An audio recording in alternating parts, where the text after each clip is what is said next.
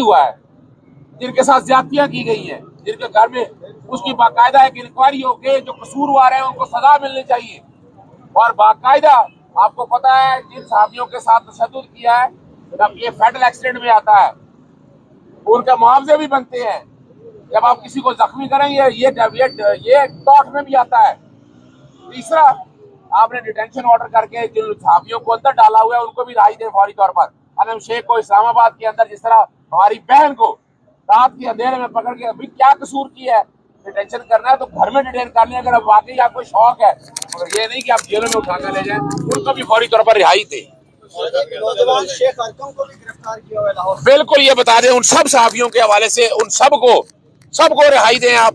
खुदारा अगर कोई कसूर है तो कानून के मुताबिक कार्रवाई करें, आपको किसी ने नहीं रोका है, कानून बड़ा क्लियर है। अब तो वैसे भी आपके पास पीडीएम आइन है, आईने पाक